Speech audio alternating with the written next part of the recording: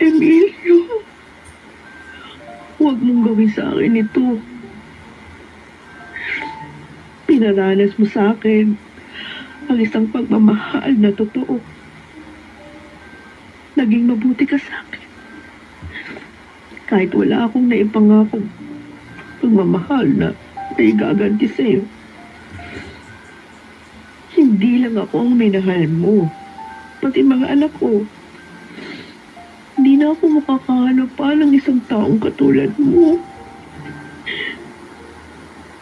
Huwag mo itong gawin sa akin. Huwag mo akong iwan. Handa na ako habang buhay kang paglingkuran. Tanggap ko na ang aking kapalaran. Huwag mo ko iwan. Huwag ngayon.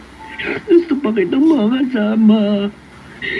Gusto pa kitang aligaan. Emilio, bumalik ka. Pakiusap ka sa langit. Napahiramin ka pa ng konting panahon para sa akin. Para sa akin. Emilio. Dad, magiging okay ka na raw.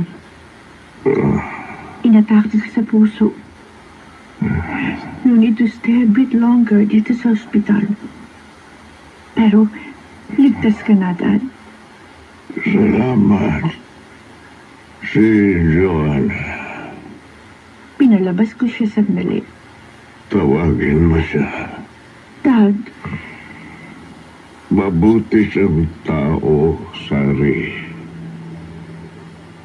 Maaaring kulang sa pinag-aralan at galing man sa mababang uri ng hanap buhay.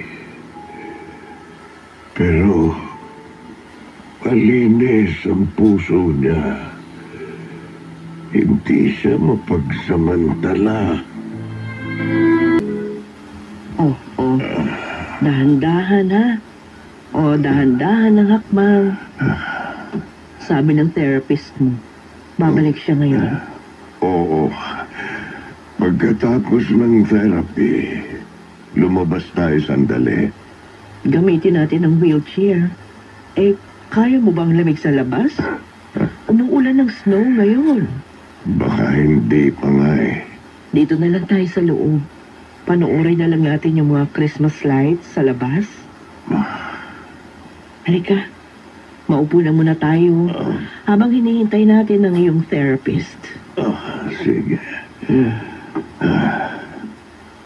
Narinig ko, Joanna. Oo, alam ko. Hindi. Yung sinabi mo sa akin sa ospital, yung pag-iyak mo, narinig ko yung lahat. Hindi lang ako makadilat o makakilos pa noon. Pero narinig ko. At yun ang nagpalakas ng loob ko. Emilio. Mahal mo na ako. Oo. Nang malagay sa alanganin ang buhay mo, nakadama ako ng takot. Hindi ko na kayang mabuhay kung mawawala ka. Joanna. Ito ang Paskong hindi ko malilimutan. Pinaranas mo sa akin ng Pasko dito sa Austria. Isang bansa na kahit sa panaginip, hindi ko alam mararating ko. Masaya, masagana.